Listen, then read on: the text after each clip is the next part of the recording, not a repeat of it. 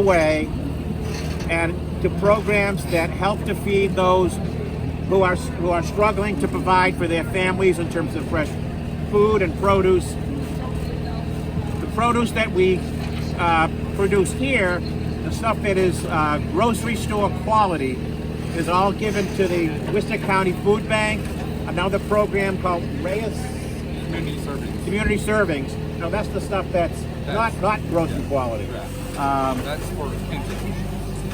Stuff that's not grocery quality, we give to another program that's called Community Servings, where it is cooked and brought to families who are chronically, whether it's someone who's chronically ill. The farm operates with volunteers.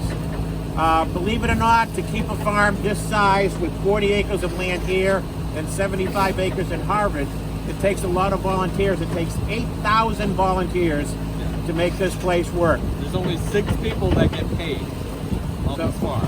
So everything we're else not. is done. We're not paid. I'm one of the team leaders, so are you. I know your first name, sorry. Jeff, sorry. I haven't seen you in a long time. Right. And those 8,000 volunteers come from churches, from schools, from community organizations, and from a lot of corporations. They give their employees a day off to do community service projects, and a lot of them will sign up to come here. Dell is a big one. Dell is our largest. And Wegmans. And Wegmans too, yes. Has anybody here volunteered here before?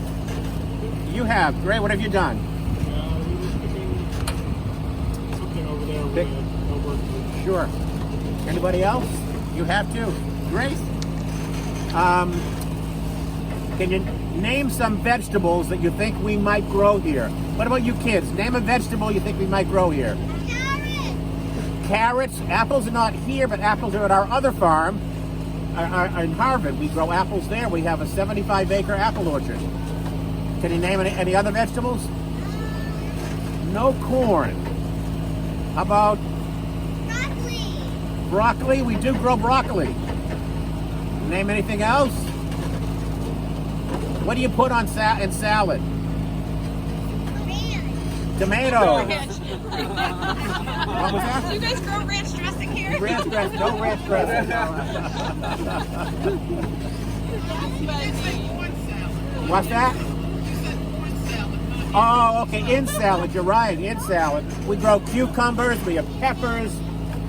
We grow beets. Tomatoes. We grow lots of tomatoes. That entire field.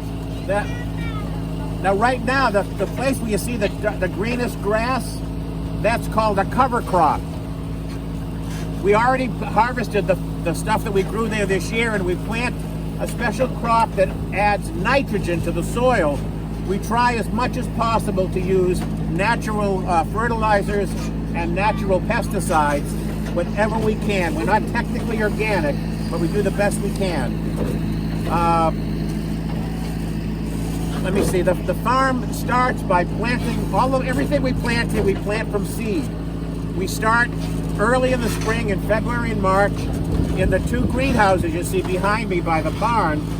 They start them in tiny little flats where they grow them from seeds, and they transplant them to larger things, and then they move them to the large greenhouse. In the large greenhouse, we have a heating system that helps the plants get acclimated, and it heats it up and then it cools it down so that they get used to the changes in temperature, so that the plants have been adjusted so that when we move them outside, they're not too shocked by being outside in nature. Let me see, what else? The land that the farm is on doesn't technically belong to the farm. It belongs to some very generous folks who let us lease this land in exchange for the fact that we use it as a non-profit agency. The Community Harvest Project is a non-profit. We don't make money. We rely totally on volunteers and the contributions of folks like you. Even your admission coming into the Harvest Festival today goes a long way towards helping to fund at least the 6 staff members, as well as to fund all of the farming equipment and the seeds and everything we need to keep the place operating. Now, I know I've done a lot of talking, but before we end, is there questions that people might have about our farm? Any questions? We do not have animals as part of the farm. The animals that are here are just here for today, just so we can have a petting zoo and you can see the farm animals.